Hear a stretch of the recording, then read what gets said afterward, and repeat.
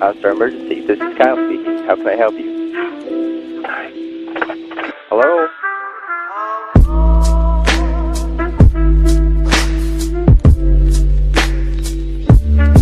Something just ran in front of us down the road. We're in the ditch. We rolled over.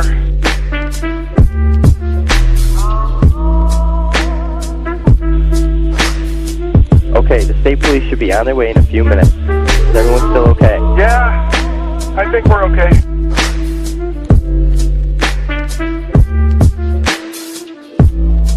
What ran in front of you? A deer? I don't know what the hell it was, but it was big.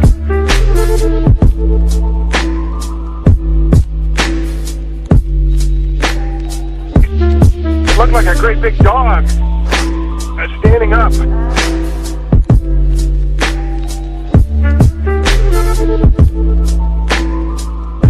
Was it a bear, maybe? Maybe oh my God. Oh!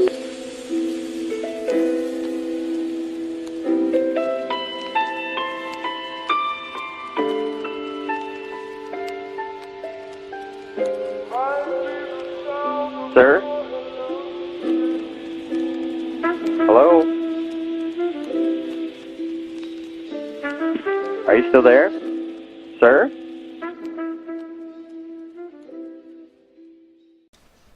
Good evening, and welcome back to episode 2 of Coffee Talk Conspiracy, the podcast where we investigate the mysterious, weird, bizarre, and occult.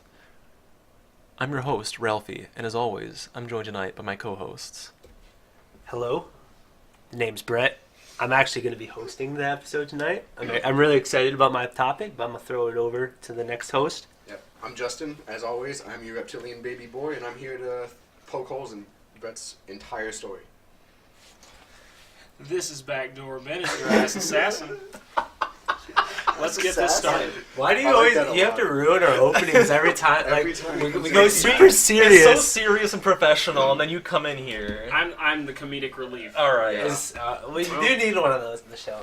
Yeah. So how you guys been? This is an interesting week. It's been, been a very- week since our last podcast. It's been very Yeah. cold here in Wisconsin. It Yeah, got it's fucking to, cold. what was it, Negative 60? Negative 67 wind chill. Yeah. negative Hell yeah. 67 And we wind still chill. worked outside. So, fuck that. I did not. I called in sick that day. Yeah, you fucking ass. Yeah, we but- had to fix your mess. Fun fact, batteries don't like the cold. My car Batteries would, do my not like car the would cold. start. Brett does not like the cold either. I will Yeah. say that. And being reptilian, I'm warm-blooded, so this is not cool. Cold. Actually, it is Cold-blooded? cool. Nope. Warm-blooded.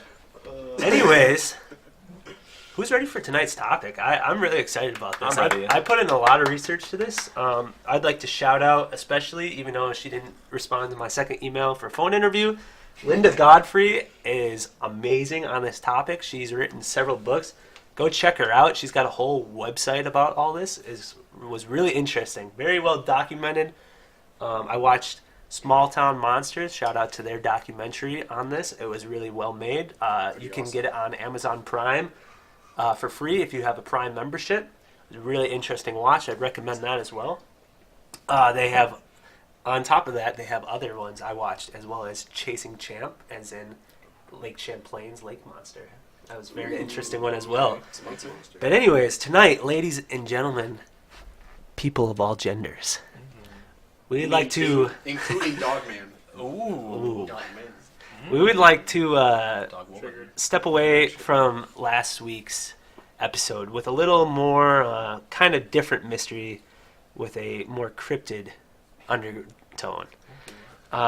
Cryptids actually hit very close to home for me. I don't know about you guys, but growing up, I used to watch Monster Quest on Animal Monster Planet. Quest Do you is guys fucking- remember that show? It's fucking lit. I used to watch that.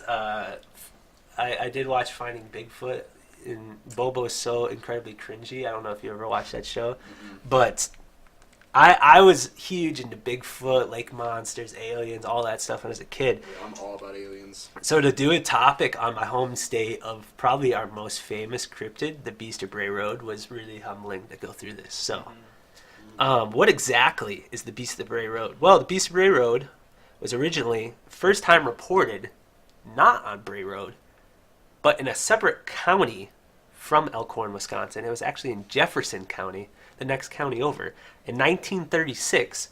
And these sightings still go on to today.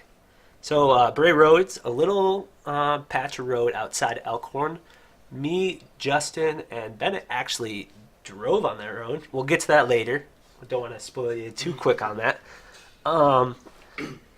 But, before diving into this modern-day creature, I'd like to go through the background, So as some of you guys might know about me, I actually, when I was in college, was a history major. So I'm going to throw back to the history of dogmen or werewolves, if you will. So I think the original one you could think of, there's a king from Arcadia in Greece. His name was Lycan. Lycanthropy? Sound familiar? Yeah.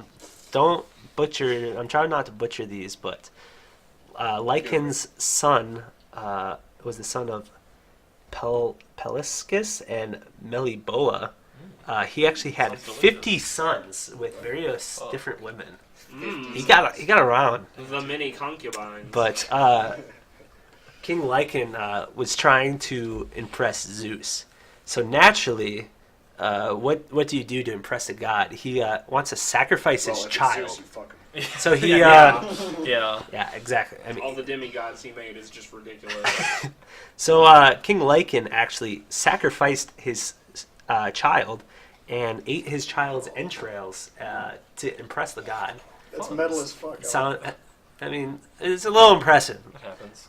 Zeus wasn't too impressed. So as the story goes, Lycan sacrificed his son Nyctimus, who was the youngest of all his children. His other sons actually supported him to sacrifice his son, and in doing so, Zeus killed all of his sons and cursed Lycan to be a beast of the field or a wolf. Oh, okay. I see where it's going. I know, right? It's weird. So then after that, I guess the next big one you could go to is actually from the Bible. So if you go to Daniel in the Old Testament, yeah, I mean, you might not like Bible. Like, I got a few times in here, so bear with me. No, you're good. You're good. Uh, I'm not saying anything. but in the Old Testament, there's a story written by King Nebuchadnezzar. It's a really, if you look at that, it's a very long name. I think it's more than 15 characters long. Wow. But dude's got a cool name. His name's Need More Cheddar? Exactly. So he was in history the king of Babylon, who was naturally overran Israel multiple times, which was God's chosen nation. So God then cursed him to be a beast of the field. And it actually talks about him outside of the city and his people watching him as he attacked animals and grazed of the field and grew long nails and like claws. So yeah, Daniel 4:33. If you would like to reference that chapter. I would. So later on, then we're going to throw it to 1589 in Germany before they went all fascist on us. You have Peter Stump, or Stube Peter, also known as the Werewolf of Bedburg. He was executed on October 31st, 1589. What is that day? October 31st, anybody? Oh. Christmas, right? All Hallows Eve. Oh. Weird, huh? But Samhain. what was he executed for? He actually helped in multiple witch-like activities, raped multiple people, murdered up to 17 people on record, and was a cannibal. So every person he killed, he ate. Neat. Some cool stuff. Where was Peter from? Germany. Where specifically? That I don't know. It says Bedburg? Bitburg? Bedburg. Let me see. Bedburg. So he's a man-eating bedbug. Huh. Bedbug. Exactly. I would probably eat a person. So yeah, I'm saying. I'm not a cannibal, but I know how to eat the booty. supposedly he confessed his There you go. himself to Satan, and Satan actually granted him to transform into a wolf. Damn. Yeah, quite interesting. Need to Let's get on that game. let's note Satan for the first time in this, because Satan. he's definitely going to come up later on in here. Satan noted. Satan. Satan. It's satine. So Saltines. from that story, we could go to the 16th and a quarter of the 17th century, where over 100 years, more than 30,000 people were executed for either being witches or werewolves in France. Christ. Damn. 30,000 people. That's a lot. That's a lot of Yeah, people. that is Yeah. a lot. I mean, what you get for being a witch. It's basically at that point, like, you were guilty till proven innocent. Yeah. I was researching it, and the quickest way to get rid of someone you didn't like was accuse them of being a witch or a werewolf. I read somewhere that in the witch hangings, they used to have to answer like a riddle, and if you got the riddle correct, you wouldn't get hung. You got to live another day. I'm not sure where that was or where I even heard that, but it was very recently. So kind of like a troll under the bridge. Yeah. Yeah, Bennett, you probably wouldn't have survived in this day and age. I love riddles, man. Yeah, but you're a witch. That's true. I'm a bitch, but I ain't no witch. Oh, you got that right.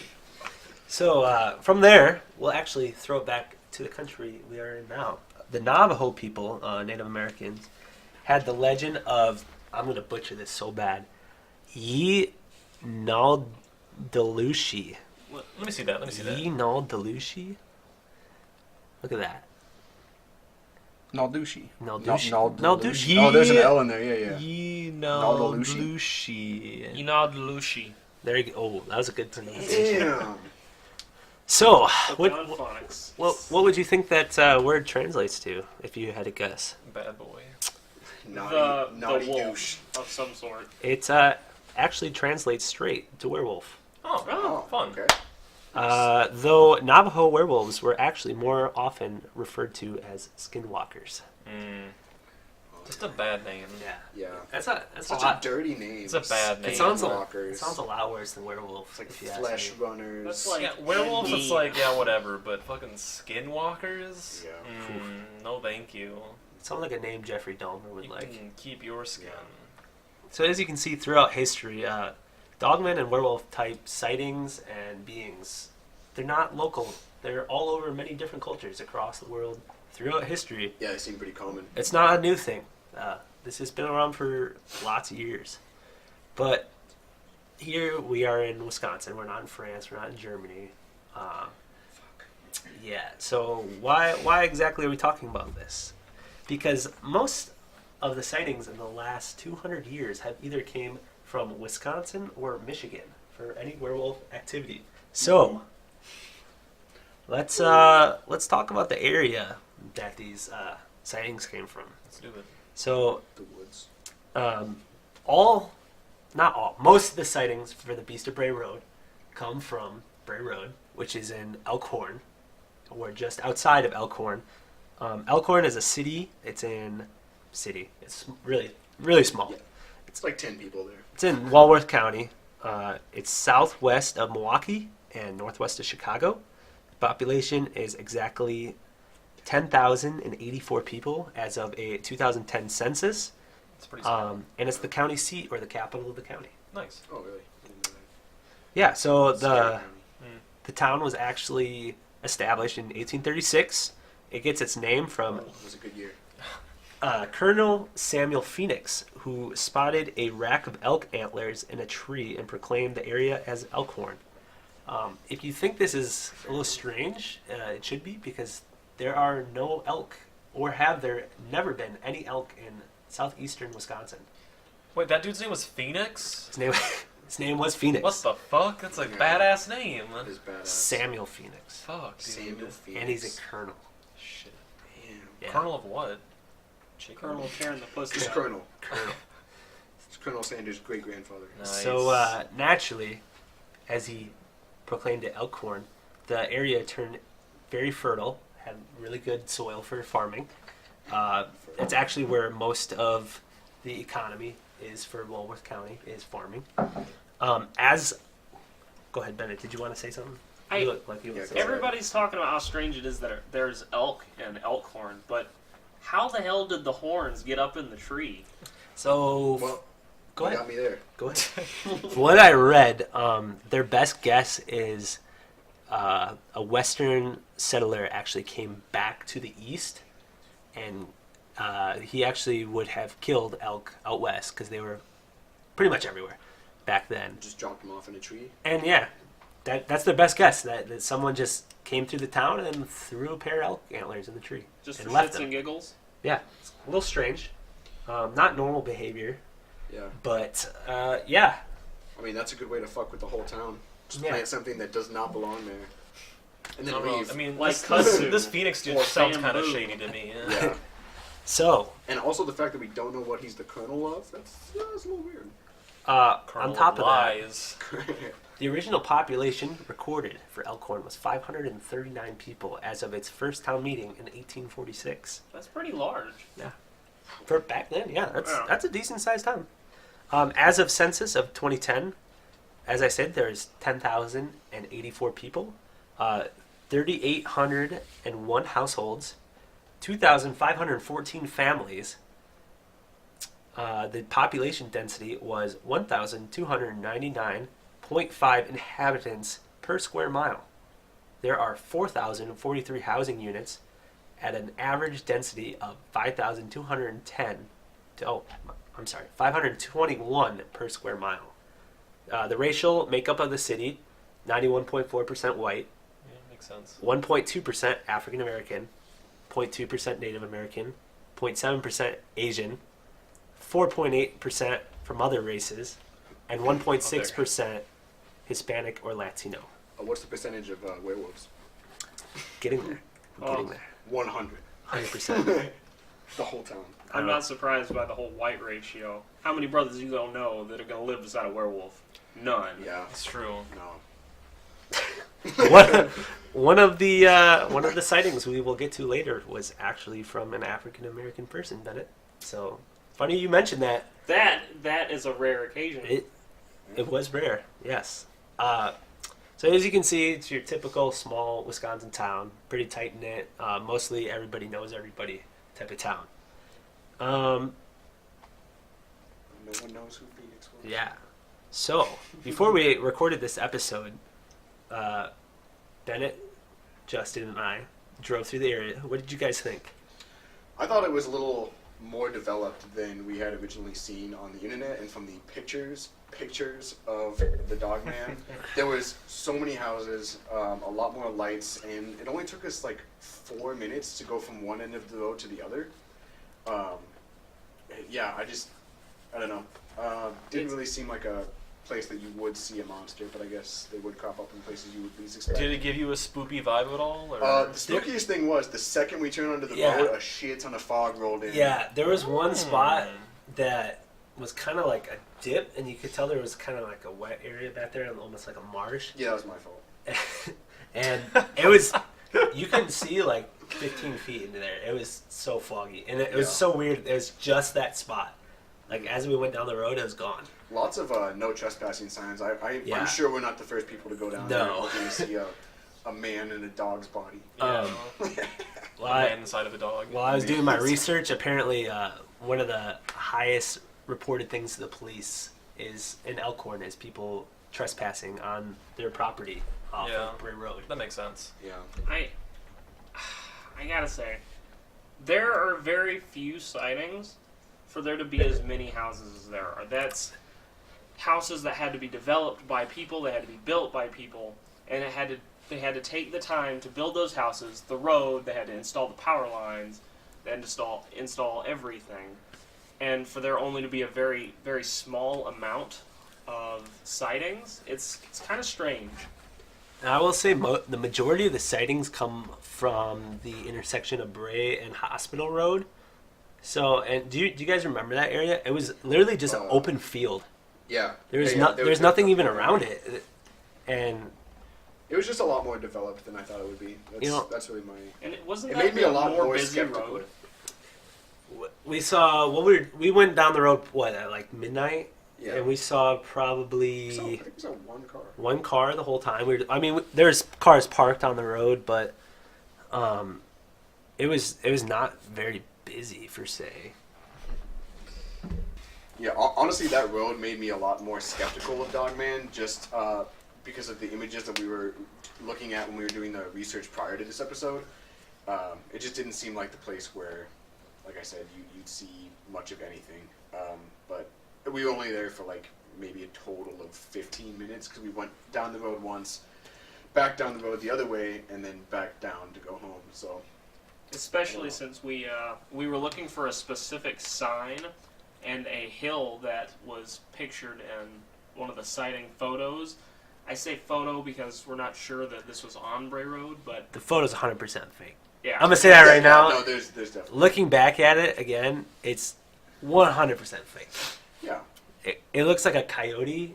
It's not very big at all. Yeah, It doesn't. It looks like somebody photoshopped like deer legs onto it, or a wolf's body onto a deer's legs. I don't know. And like What's fucked up? almost every like thing I came across talked about how muscular the animal looked. Yeah. This thing just looks literally like a coyote just with its legs in the air. Yeah. Like it looks small. Looks like it has ALS. Even the feet on it look just embarrassing. It's T-Rex arms. T-Rex arms for 100% Yeah. T-Rex arms. Straight up looks like Bennett's sister. Why? Whew. Well, so yeah, there's nothing really on that road though that gave me the vibe of this is where a monster lives, you know. Like, and I feel like Exactly. any place you would go where you would have like monster sightings or cryptid sightings, I don't think you'd ever Yeah. really have that feeling. Yeah, I was kind of hoping we'd get attacked, and if we were lucky enough, we'd all die. I was low key actually hoping that the car would just get tipped over. And Yeah. Counterpoint to that, though, I mean, we don't know how long these houses have been there. So if we flash back to the 80s or even further back to the 1830s or whatever. Yeah, you but know. in the 1830s, I don't think there would have been a 45-mile-per-hour speed limit sign like there was in the photo. Not only Okay, that- fair enough. Fair enough. I will say too, the houses on that road didn't look that new. They looked like they've been there.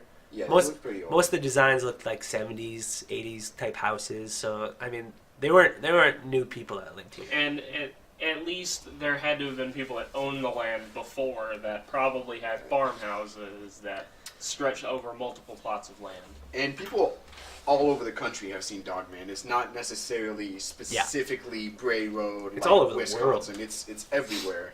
Yeah, Um, just the epicenter of where most of these sightings are coming from are from the yeah. Midwest. What was it like? There's been 80 sightings in the last 30 years. Is that what it was? 80 sightings Yeah. since the 80s. Yes, Yeah, that's. That might have to That's do a lot. with some of the movies that were made in the 80s, though. that's true as well. Hollywood did make a Beast of Bray Road movie. Mhm. Horrible. It was a horrible movie. I would not recommend you watch it at all. Yeah, but just the suggestion of there being this furry beast in the northern half of the Midwest, it would be enough to put in your mind, like, if you see, like, a bear or a wolf, it might cause you to kind of reimagine the image that you saw in a different light. I like the idea of, because it's been seen all over the world, that it's maybe not necessarily this Dogman, but I like to think that it might be some sort of Bigfoot. You know? We'll get there later. We'll get there. I have some things with that. We'll get to that, but let's press on. Okay, A big thing I want to highlight though. Walworth County in the 80s and the 90s was the number 3rd county in the country for cult activities. Fuck yeah, dude. That is interesting. I mean, I should say southeastern Wisconsin, because it was also Milwaukee County. Okay. Had a lot. I have a few here. I just like to detail a few of these. Probably the most famous one that is still fresh in everyone's mind was back May 31st, 2014. We had the Slender Man stabbings. Classic story. Made national news. It was on CNN. It was Yes. on Fox News. Yep. So there's two 12-year-old girls, Anissa Weir and Morgan Geyser.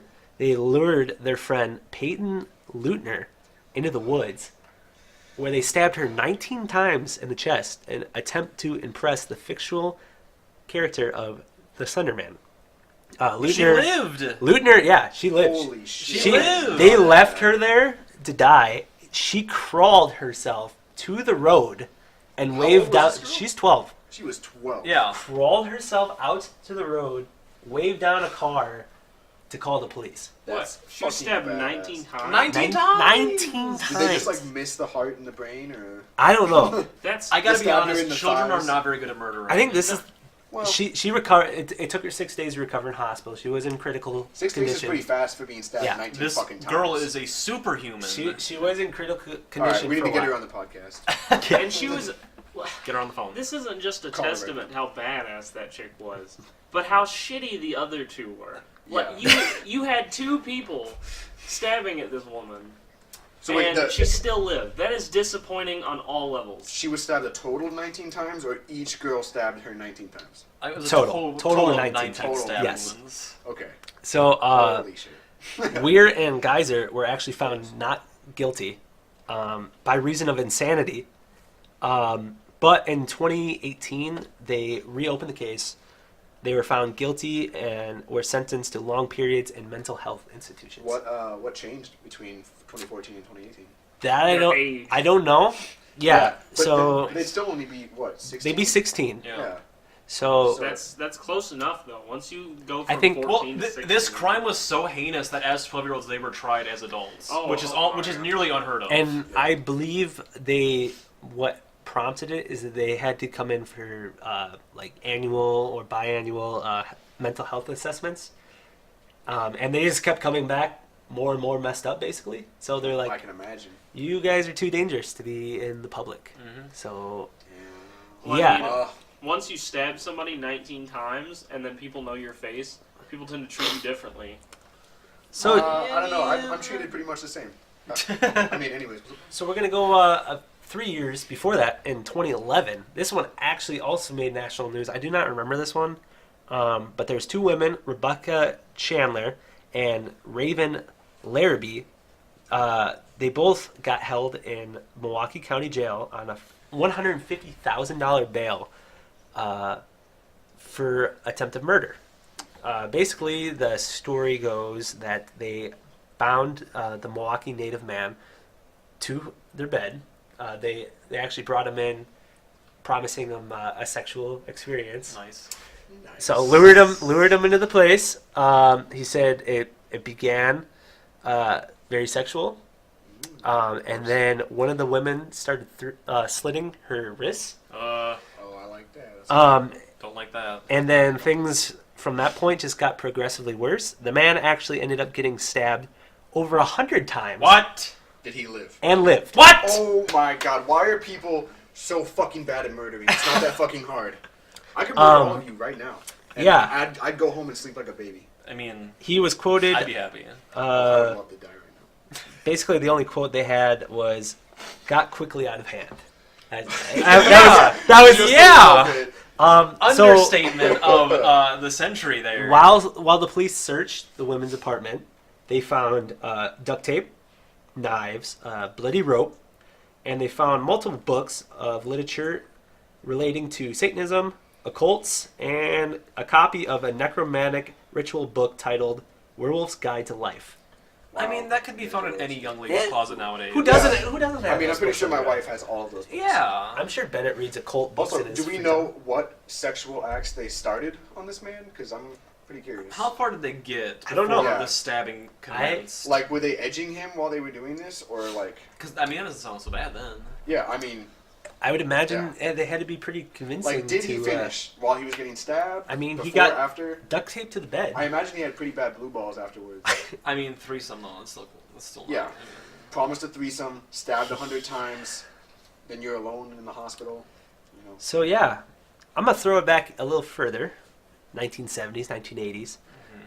There was actually up to 25 accounts coming from Kettle Moraine State Forest near. You might be able to help me with Kewaskum. Yeah, Kewaskum. Yeah. Kewaskum, Oh yeah. Wisconsin. I go camping there. Yeah. I've been camping in this park. Good. Well, this will help you sleep a little better at night. God. We should go. We should go camping. Many people claim to find occult symbols carved into trees. Great.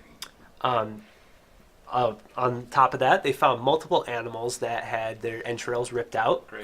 their necks slit, skinned alive, hung from trees. Okay. You know, normal activity that you'd find in the woods.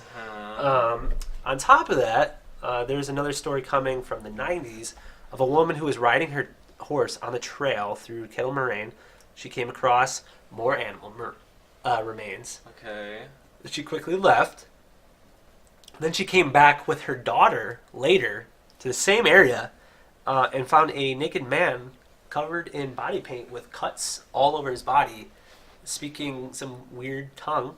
And as she approached him, he ran back into the woods. What? Wow.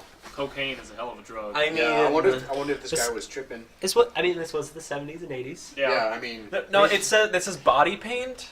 Body paint. So they made the distinction that he had body paint on and not like. They didn't specify sounds to what me like color it just was. partying. It could have been blood. It could have been just regular body paint. Or feces. It could have been Or- feces. Yeah, feces. Like, I I mean, mean- that's very common to rub on yourself when you're tripping. Yeah, I know. I've been covered in shit many acid trips. we've Yeah. all been there. Yeah. So, yeah, demonic occult sightings, they're not so uncommon in Wisconsin, which... Did they? Is there anything on there about? Did they narrow it down to any specific cult, or was it just cult activity? So, Just generalized, those wacky just teens. wacky teens doing drugs. And there fucking was each other never in the woods? a pinned down cult that was blamed for Okay, most of because this. the authorities were tracking this, right? Oh, Like, yeah. they were aware of Oh, what was yeah. happening. Okay. Yeah. Almost every sighting was reported to the police. Yeah. Okay. Um, Yeah, I hope so. I've not. You've been to Kettle Moraine Forest? There's a naked man in the woods. I would assume it's a very large forest. shit It's a on state. himself. It's a state Oh forest. yeah, and it's separated into like multiple massive chunks of land. Yeah, it's big. So I would assume police would probably have a pretty hard time. You're finding needle in the haystack, essentially. Finding a naked man in the woods, more like it. Yeah, yeah. So it's probably not the easiest thing to trace down a cult in state forest, but That's why you got to infiltrate. You got to become. You become the naked man in the woods. You Yes. must drink the Kool-Aid. Yes. so yeah. So these cult sightings were becoming very common in the late 80s and 90s. Sure they And guess what actually started becoming very common after these cult sightings? A little weird. were werewolf sightings. Beast of Bray Road really started popping up. Oh, so So- many demons in the woods. Yeah, the first major encounter that we have documented, not the first historical, we'll get to that one later, but the first one that really brought the public to light about this comes from Lorianne and Drizzy. She was a 24-year-old bar manager, single mom. She just closed up shop. She was headed home late that night. She was driving down Bray Road. Right, so you remember when we were driving on the road right by the interstate there, that first turn, there was like a big curve there. Yeah. Yeah. Right there, that's actually where she saw it. Wow. She described it. She said it looked like a man crouched over on the side of the road, eating roadkill. She said a man. A man. Man. So this Not a hairy. This man. was her very first thought as she kind of pulled up. As she got closer, she noticed 2 pointy ears, kind of like a German Shepherd. She described it, or a wolf. Very dark black fur. She described it as gray or black, kind of reflected in her light. She said she got as close as 6 feet from it. And as she got that close, the creature turned towards her, had bright yellow eyes, like a wolf, and it was holding the roadkill, as she described it, in its hands with its palms facing towards the sky. So kind of a strange way for an animal to hold it. But she describes it as the head of a wolf with a bodybuilder's body Nice. covered in black fur. She very much emphasized how muscular the creature was. And he was just chopping, like going to town on He's this. just eating it. Okay. Yeah. Okay. She also said it had human-like fingers, elongated claws on the end, and large canine teeth. This shit straight up sounds like a demon. Now, he was eating roadkill? Roadkill. Why would curious. this massive apex predator killing machine need to be eating roadkill? We're getting there. Okay, We're getting all right. My bad. Well, we're kind of just melting all these facts down at the end. We'll get there. Okay. I will come back All to right, that, Keel. all right. So yeah, and Jersey actually described it as a freak of nature or a creature that God forgot. That was her direct quote. Just like us. So in comes Linda Godfrey. Linda Godfrey is, as I said earlier, she's one of America's biggest authors on cryptids. She's written several books, including Monsters Among Us, American Monsters, Real Wolfmen, and Weird Michigan. She appeared on Monster Quest, Lost Tapes, Coast to Coast AM, I among fucking remember Coast to Coast. among Shit a was lot awesome. of other programs. She actually began as a newspaper writer Gotta start somewhere. in Elkhorn. Oh, okay. Okay. I'm not saying this has anything to do with her career or how much the people of Bray Road might hate this woman, but if she did happen to make up a story that was super interesting that caused a fictional being to attract multiple people to this rural area, I'd say that she'd be pretty hated among the community. But Is she a firm believer of the beast? Oh yeah, Okay. oh yeah. She's written I think 3 or 4 books just on the Beast of Bray Road. She still is doing research. She has some new discoveries actually from 2018.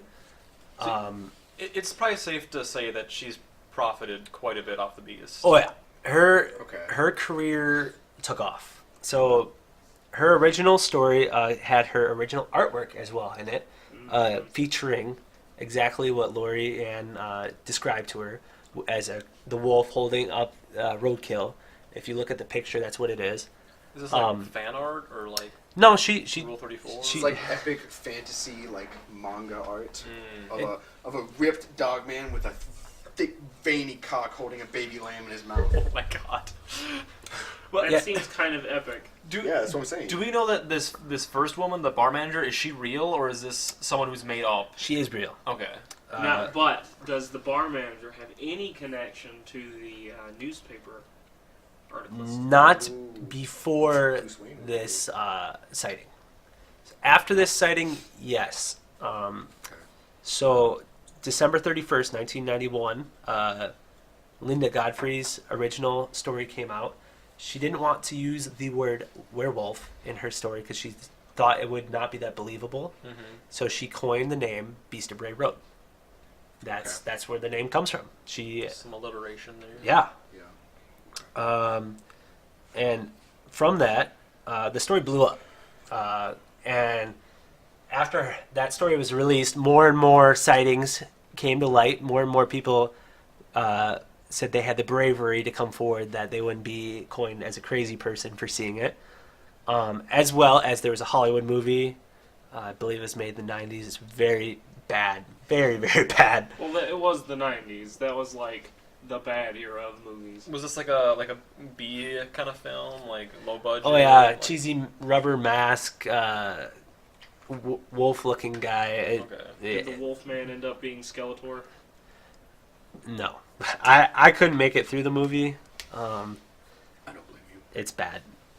Yeah, but yeah. So Godfrey's career, as you said, Bennett, blew up from this. She has written many books. She's appeared on TV now. She has since moved out of Elkhorn. She lives in Janesville now. Shout out to Janesville. It's not that much nicer than Elkhorn. It's a place. It's a in Wisconsin. place, People yeah. live there. There's more people in Elkhorn. Jeez. Yeah, you would, but yeah. And as I said, she's still today. She does a lot of research. There has been a new farmer who's moved to the area who has supposedly the old farmers that have lived there for years tell him that the beast lives on his property. He's taken some pictures. Nothing's really concrete. It's weird stuff, but you can't prove anything. Lots of tracks that he's taken that the DNR has not been able to figure out what they are. UW Wisconsin has not been able to figure out what it is. They said it was fake. So, yeah. So, from that, the next big sighting that I found was Dorstein Gibson. This was in 1999. This was probably the most aggressive sighting on hand. So as she was driving down the road, she came to the intersection of Hospital Road, which we said was just kind of in a field, nothing really around it. Not even really that wooded either. She talks about how it was really dark. It was a summer night. It was really kind of misty, foggy out. Eerie. Eerie, Just yeah. Setting the mood. Yeah. And so as she was driving down the road, she felt a bump under her tire. She thought she hit an animal, so she got out. As I will say, in Wisconsin, it's not uncommon to hit animals down a country road, especially raccoons. Yeah, but why get out then, though? I mean... Well, she wanted to check her car, see what was bad. Probably make sure she didn't hit a person. You Yeah. know, like... So she got out of her car, looked. There was really nothing that she could find, no damage. As she turned back towards her car, she describes a very large creature about 50 feet away. And she said at first all she could really see were the eyes, bright yellow eyes. Okay. And she describes how the creature goes down to all fours, and she describes how the feet were very loud as it ran towards her. So, naturally, as you see a hulking creature with shiny eyes running at you, she ran back to her car, Logically. got back in, and she says that the creature jumped onto her car and essentially scratched the back of her car. And she had deep gouges in the back of her car. They didn't look anything super weird. Are there any pictures of the scratches? I couldn't find any online. Documented. I mean, this was still '99, so Yeah. Okay. Well, I mean, it wasn't Still. that common that people would take pictures, upload it or. yeah. Is there? But- She reported this. She right? did report this to the police. Yes, Okay. this was an official police report. Okay. She has since moved out of the area. Yeah. I can't imagine why you would want to move out of such a lovely neighborhood after No. getting attacked by something you cannot describe. But yeah, it was interesting. But I think the most interesting one that I actually came across comes from 1936, the original OG Dogman sighting in Wisconsin. Man. As I said, this came from Jefferson County, next county over. This was Mark Shackman. He was a night watch. He was security for St. Coletta Christian Institute, which is still around today. It's a Catholic Christian institute. His job really was just to patrol the inside, outside of the school at night. He worked night shift, make sure that nothing was messed up. All the kids were in their room, in the dorms. And I will note, this campus, they kept many Native American burial grounds preserved on campus to teach their students history of the Native Americans. And as he was patrolling one night, he came across one of the burial grounds with as he said, a very large creature sitting on top of it. He proclaims that the creature was digging into the burial ground as if it buried something there. As he approached it with the light, turned towards him, yellow eyes, pointy ears, canine face, canine teeth, large, hairy, muscular, same as almost all the other sightings. And Bigfoot are known to bury their own. So that's just gonna true. Throw that in there. Creature took off in the woods Okay. as soon as he approached it. Thought it was weird. He kind of kept it to himself. The next night, he went back. That's a good idea. Same exact spot. Creature was back.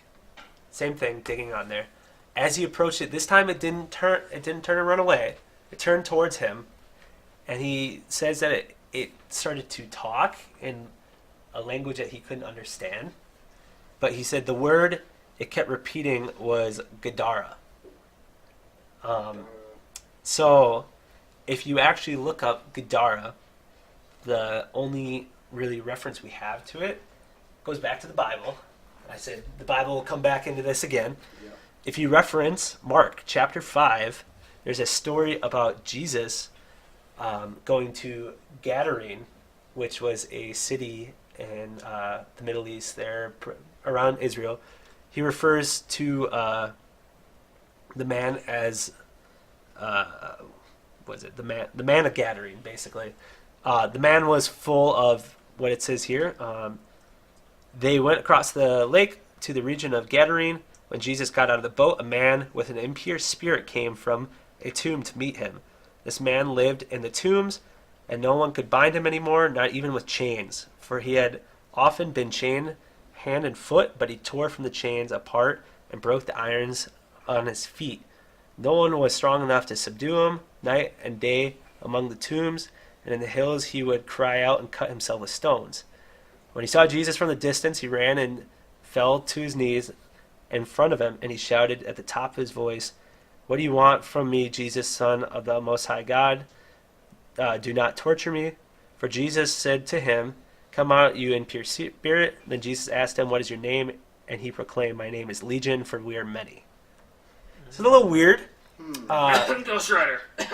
Yeah, Gadarene.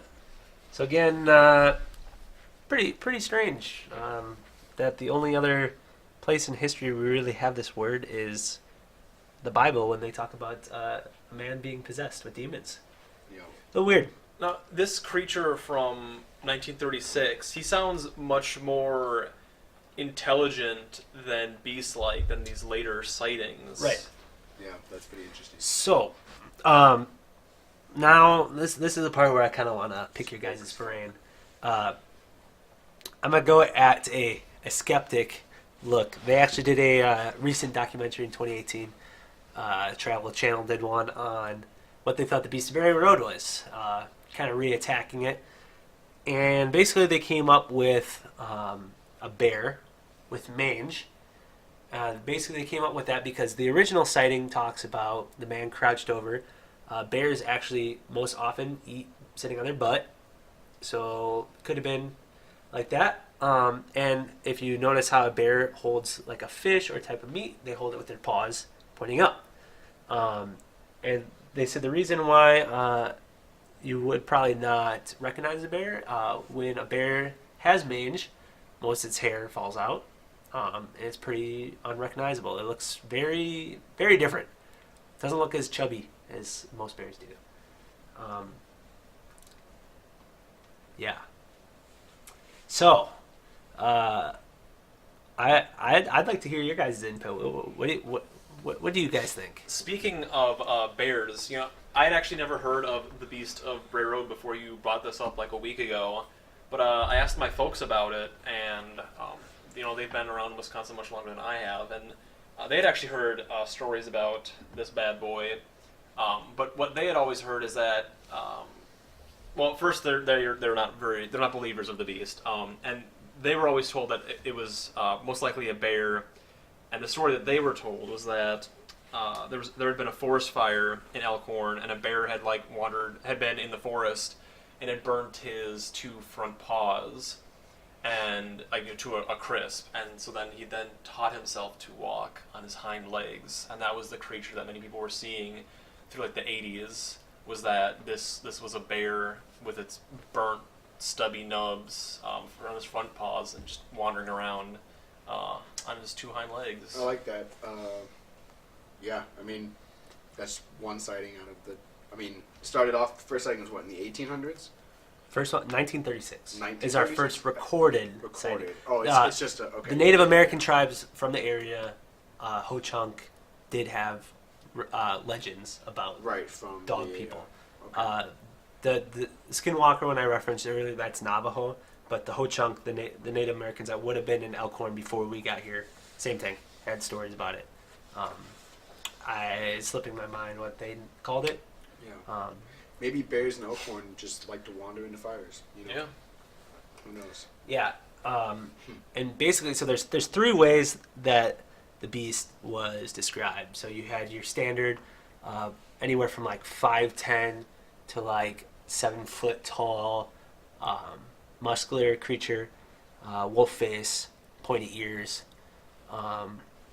black fur. Then you have your second one that most people describe looked like a bear, so very stocky build, but with a very wolf-like face still. And then your third one, essentially, that people described was Bigfoot. So an ape-like creature. So. What about you? It's hard for me to pinpoint a specific creature. I think I'd probably go with, due to the differences in the types of sightings, I'd say that there might be different creatures. But because of the development of the road, I'm inclined to think that it's probably just wildlife. I don't think it's anything particular. Like, it might be a bear. It looks like it's closer related to a bear, but I can't pinpoint. And I don't want to say I'm not a believer, but it's just hard to say that the Beast of Bray Road. I don't want to say that any of the other sightings in the northern states or states north of Wisconsin are fake, but I don't think that the Beast of Bray Road is as accurate or as authentic as some people would like to make it out. Give me a percentage on the likelihood that the beast is real. Give me The Beast of Bray Road itself. Yeah, give me the Bennett percentage on this. I'd have to say around 8%.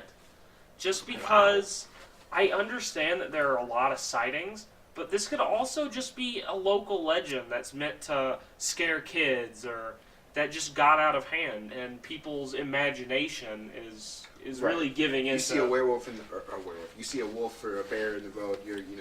Especially if you live in Elkhorn and you know the legend, you're probably more inclined to brag to your friends like, "Oh, I fucking saw the Beast of Bray Road. Yeah, he almost murdered my whole family." Talk is cheap, and legends are even cheaper. Yeah, I'm kind of on the fence between like some sort of species of Bigfoot and something demonic. But my question before I answer, before I give my full opinion, is the other sightings throughout the world. Do we know if there was any cult activity in the same areas? Because there was all that cult activity here in Wisconsin. What about in Michigan? Were there cults around the same sightings there? Because I know it's been cited in Texas, California, Canada, all over the place. I will say the modern ones, I'm not sure. Okay. Historically, most werewolf sightings came along with satanic rituals or witchcraft. Okay. Usually they were hand in hand, witchcraft and werewolfism. I wouldn't say it goes hand in hand with Satanism. Yeah.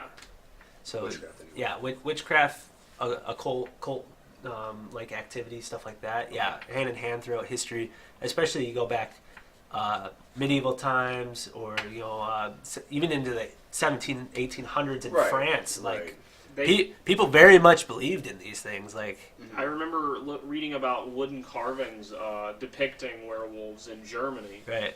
Back when wooden carving was popular. In France, you wouldn't go out at night. Like people were terrified to go out at night for hundreds of years. Just France. Yeah. Well, just from the weird shit that we've talked about off the podcast and on the podcast, and just some of the things that we've experienced in our lives and things that I've seen, I'm more inclined to believe that it's something more demonic than Bigfoot. I came into the podcast thinking it was some sort of Bigfoot because of the way of how widespread the sightings have been. And they've been seen in the same, locations as other Bigfoot sightings. But I don't know if it has something to do with cults and satanic rituals. I'm on the demon side of things. I guess it comes back to me. As I will say, I very much believe in cryptids. I do claim to have seen Bigfoot before. I am more with you. I don't see this as a beast or an animal type thing. I do think it's more of a demonic type thing. I am a Christian, so I guess that might be part of me too.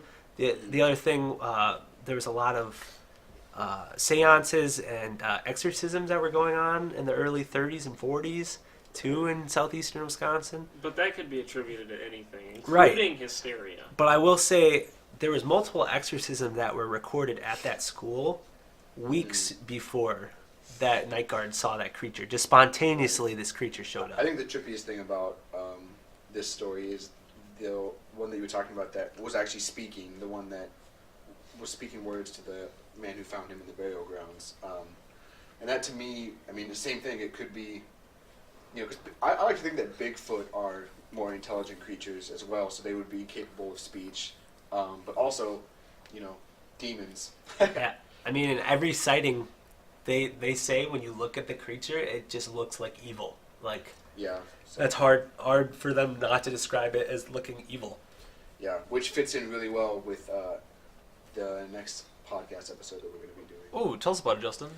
I'm going to be talking about the Witches of Whitewater, another Wisconsin cryptid. I'm not going to get too deep into it here. I'm going to save most of it for the podcast, but it's going to be creepy. It's definitely going to be creepy, and we're going to try to go and visit some of the locations in Whitewater and get some more information on, you know, what we think we might know. And the mysterious book. Ooh. Yeah, there's a very mysterious book. Come back next week for that. Keep coming back every week. I just want you to come.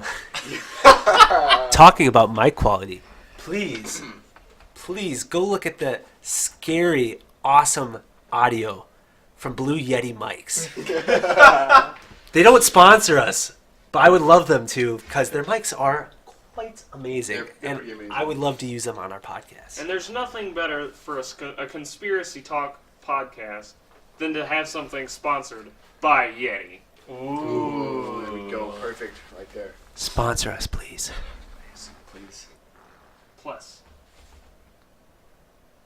Well, I thank you for listening to me droning on about cryptids this week. I had a lot of fun doing this research. I'm Brett, signing off. Yeah, thanks for listening. As always, come back next week for the next installment of the episode. And I'm Justin signing off, and keep it creepy. This is Bennett, and I'm going to sign off. I love you. Keep it classy. And once again, thanks for listening to Coffee Talk Conspiracy. I'm Ralphie, signing off. And remember, fuck. Truth is always out there. The truth is always out there. Accommodation, please 70, good morning. You want, good thing, we can start.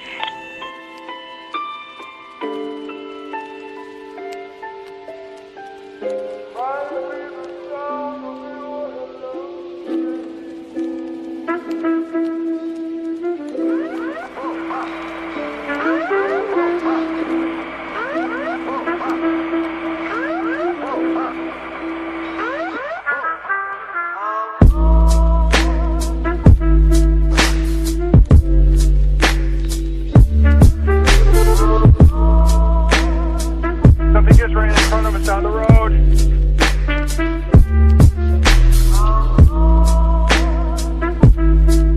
There's a whole fleet of them. Look on the ASA. My God.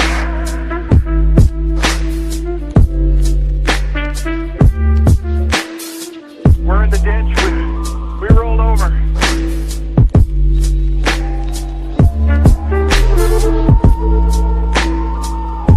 What was that? What was that? Did you see that?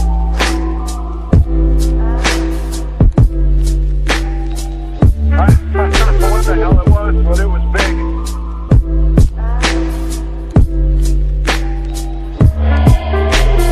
Don't you dare touch me! Stand back!